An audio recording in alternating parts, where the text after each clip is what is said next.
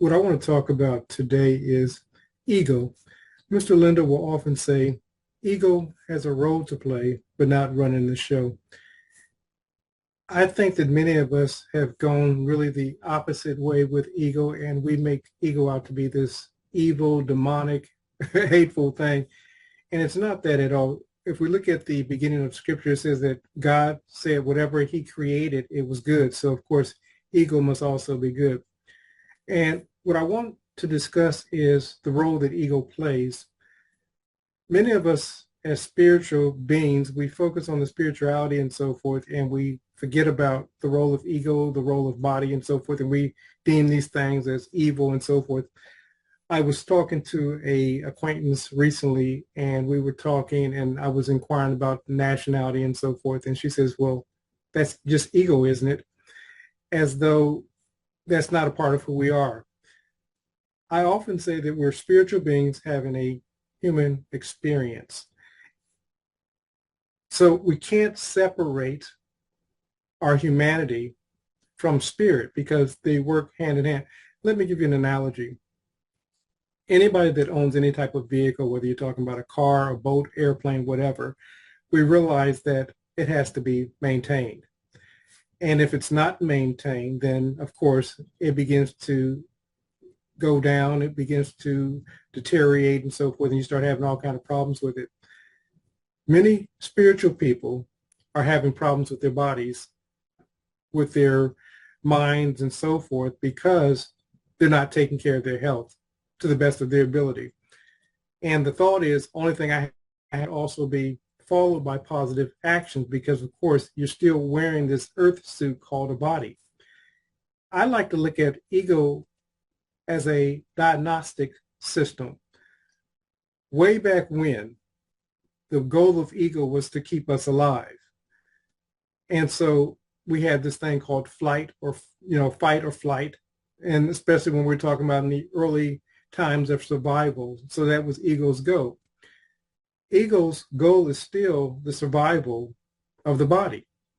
So it's important that we practice spiritual exercises and so forth.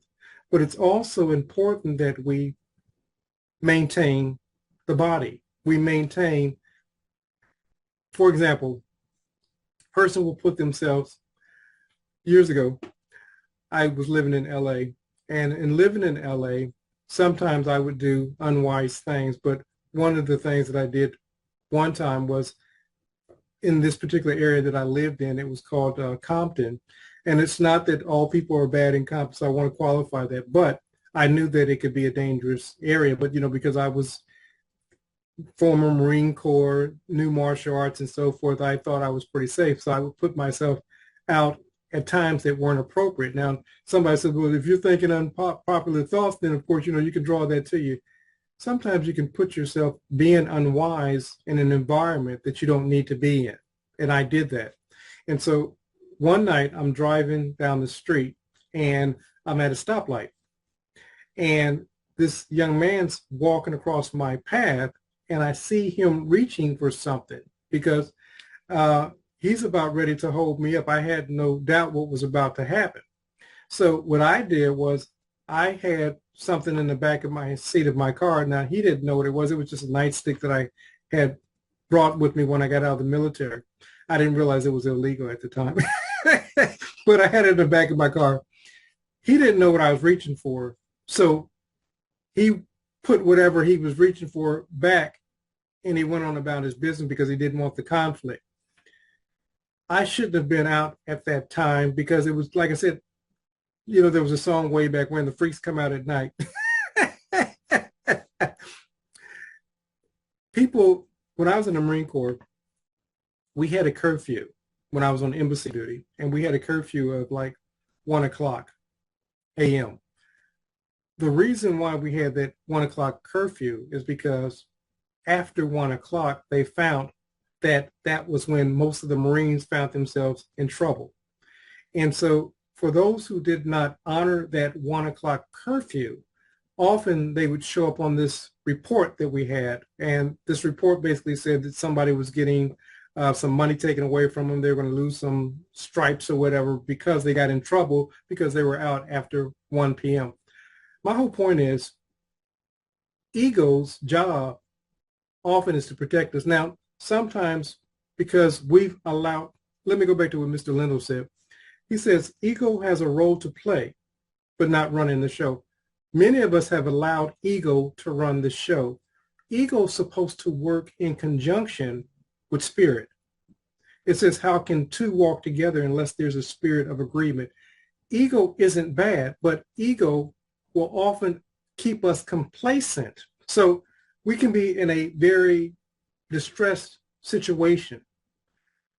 But fear, because again, ego's goal is to protect us, because we're not managing ego, ego's managing us, will keep us in that place of distress as opposed to doing something different, because doing something different takes us outside what we call the known. So when we step outside what's known, then it becomes fearful. So we rather stay complacent in a discomfortable situation. And again, ego's goal really is only to protect you. So it will protect you in something that's familiar, but it may not be healthy for you. So sometimes you have to step out beyond ego, step into spirit, and move to your higher self.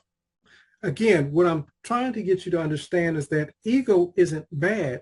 It's basically trying to preserve your body, your earth suit, the vehicle of travel for your spirit while you're in this plane of existence that we call reality. You know, people get into, diets and all these things. I'm not saying that, I just got done working out, so this is kind of why I'm dressed as I am. I see the importance. Do I follow everyone's diet? Absolutely not. I follow what's best for me, as you should follow what's best for you. But I want to talk about a gentleman who was around about the 1300s.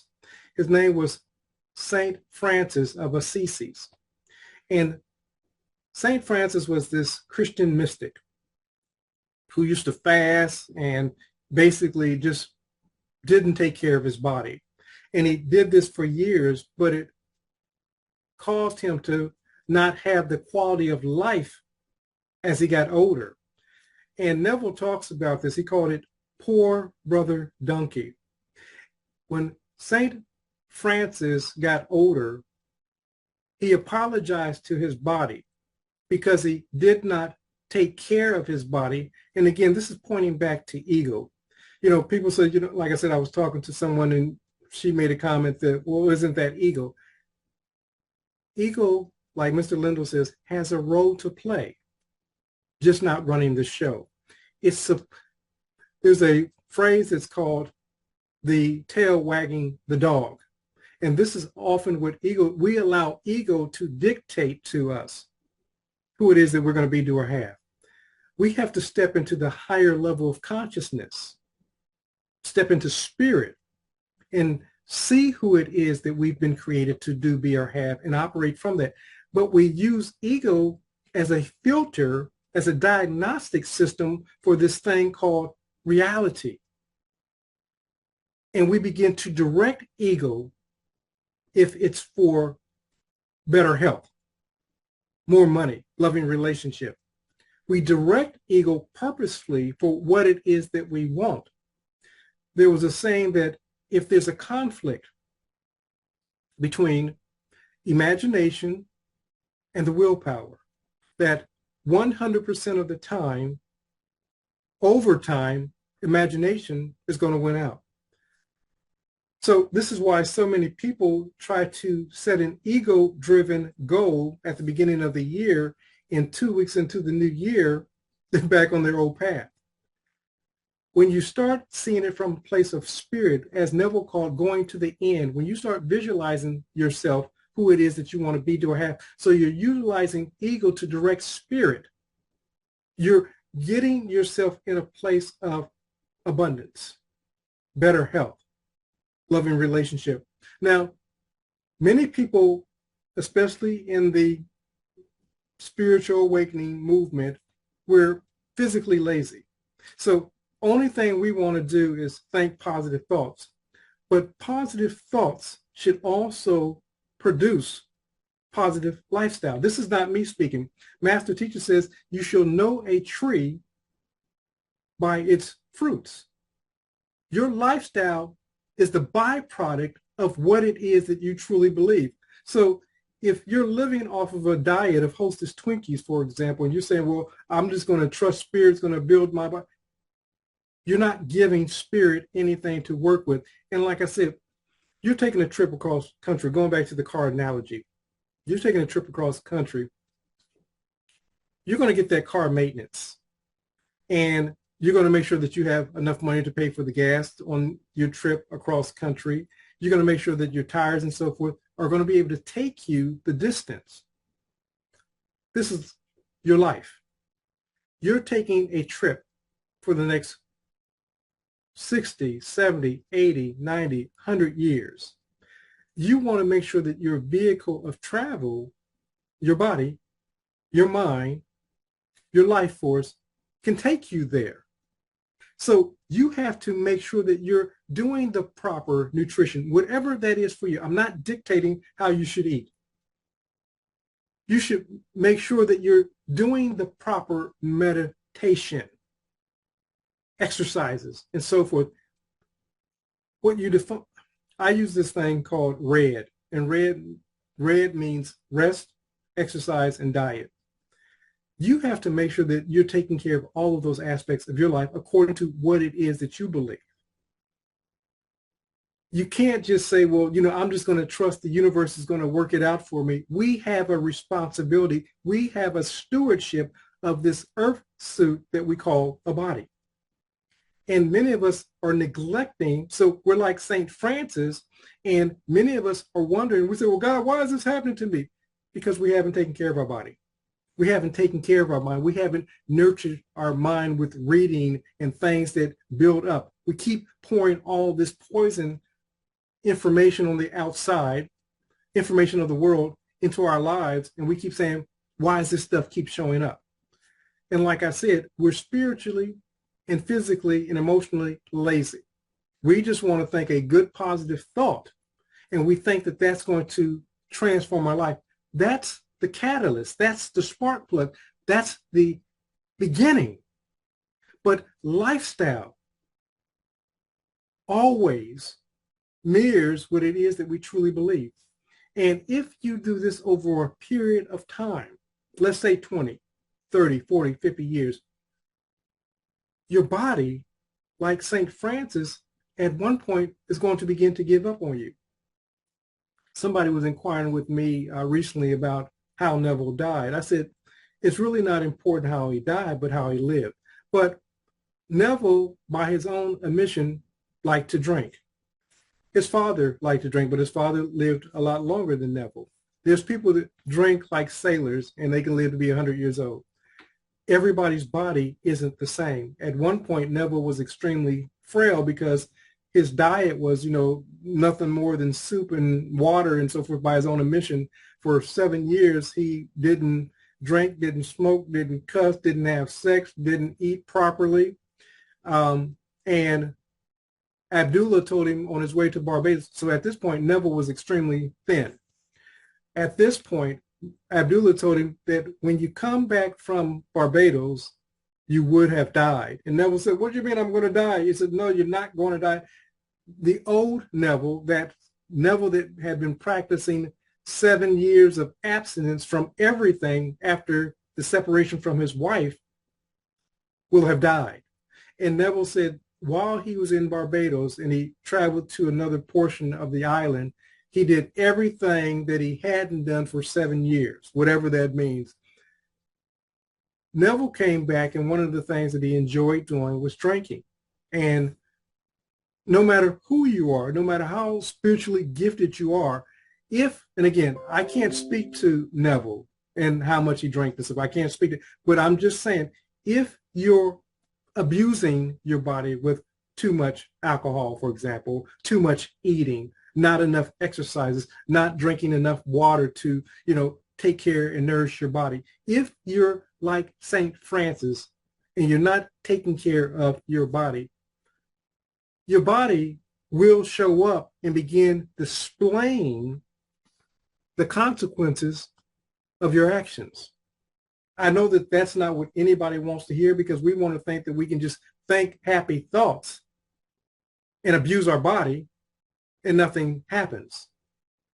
Then when the happening takes place, we say, why is this happening to me? Then all of a sudden we're reaching out and we're asking people to see positive energy on our behalf and so forth. You're a spiritual being having a human experience. Ego has a role to play, and it's a diagnostics system to help you maintain your body. You have to dictate to ego by way of imagination who it is that you want to be, to have. You start seeing yourself being, doing, having, and living from that end. Ego will begin to be your partner in your success, whatever that looks like to you. And again, my point to you isn't to give you some law and things that you need to do. That's not, you have to decide what those things are for you. But understanding that your actions, your thoughts, your words, they have consequences.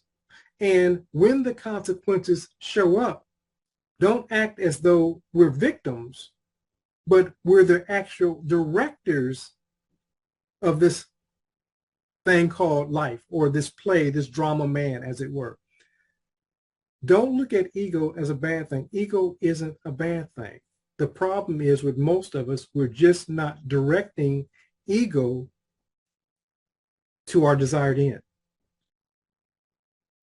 Me identifying as a human being, as a male, as a man of color, that's not a bad thing. It's not solely who I am.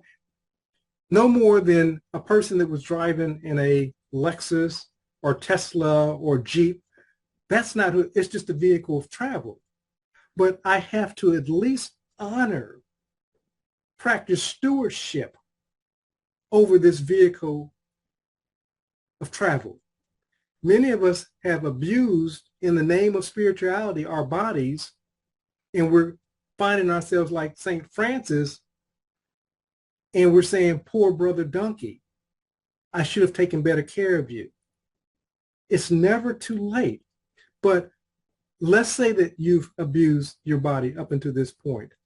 There's going to be some consequences.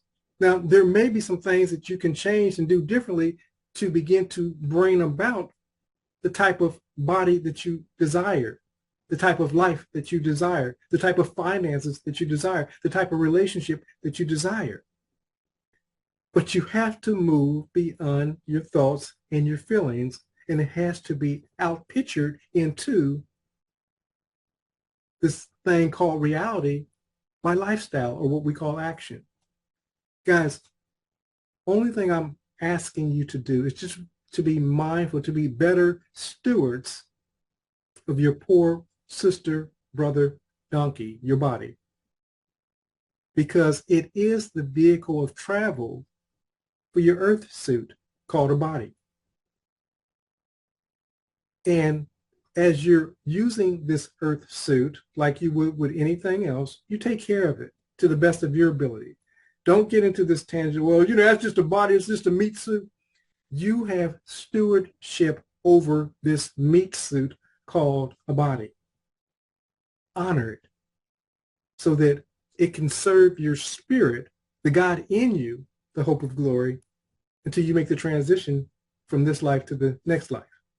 Guys, I love you. I appreciate you. I hope that for those who are able to receive, that you found this beneficial. But take better care of yourself, because this is, in fact, your vehicle of travel. Ego has a role to play. It's just not running the show.